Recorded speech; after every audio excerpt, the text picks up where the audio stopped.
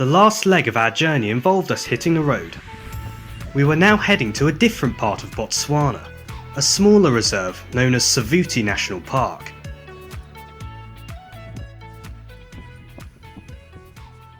Here we are in Savuti Private Reserve. It's currently nestled in the much larger Chobe National Park. So what you'll find here in Savuti is that the land is much drier. In fact, no running water has been seen here since 2014. So local officials have actually taken action and made artificial man-made waterholes. In the middle of Savuti you find a huge extensive plain that stretches far beyond the eye can see, and that actually used to be a marsh, but now that marsh is all dried up. However, since there is a huge plain, we may have a greater chance of seeing the big cats such as cheetahs and lions, which specialise in hunting in those environments. As we unloaded our vehicle and sat down to have a bite to eat, we were soon joined by various species of birds, hoping to get a bite of some of our food. It started off with the bins being raided by small babblers. They were soon followed by the much more colourful glossy starlings. However, the most bold species to come down to our camp was definitely the iconic hornbill. Hornbills are common and adaptable birds that can be found throughout sub-Saharan Africa. Their most striking feature, the long curved bill, has a variety of uses, which range from fighting, preening, and being able to pick fruits and catch prey. However, all our water and leftover food attracted another visitor, African honeybees. So to avoid the swarms, I headed to the periphery of the camp. So we're looking for a place to set up our camera trap here in Savuti. So I've chosen this open area here, and when looking at the trap, there are various bird tracks of things such as sandgrouse and francolin, but the one I'm particularly interested in here is that one, a honey badger. So honey badgers are mainly nocturnal, and they're notoriously aggressive, fearless and quite stubborn, and it would be pretty cool to see if we can get it on camera. So I'm going to leave the camera trap on this tree and see what we get. I don't expect to get much during the day, but more so at night. The camera trap was now set up.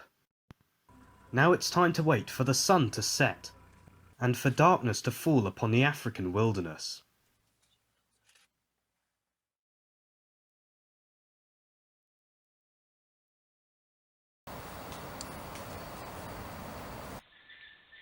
The camera trap started off collecting lots of videos of birds, which was unsurprising. The species that were captured mainly included hornbills and francolin. Francolins are a small bird, similar to a quail, that spend most of their time on the ground.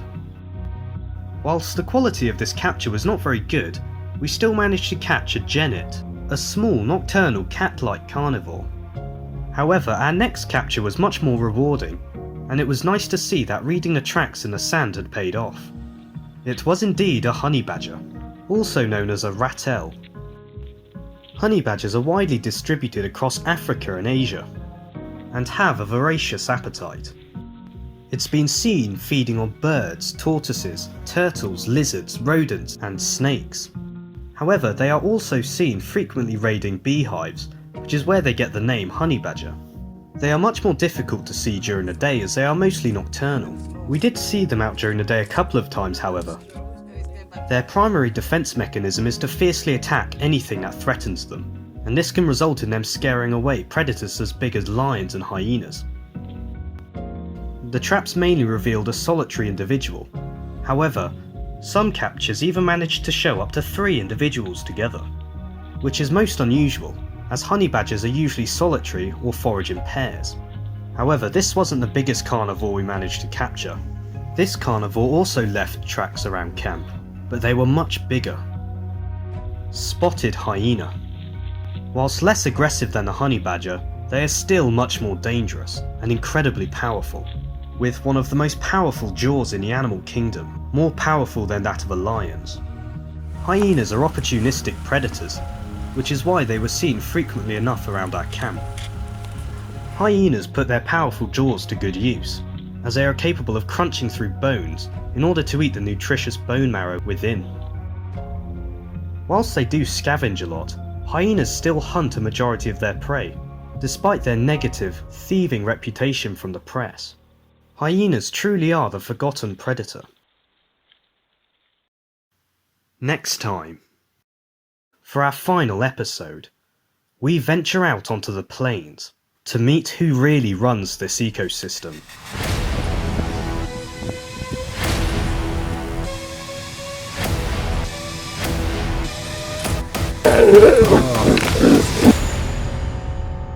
Meet some of the last of our planet's great cats.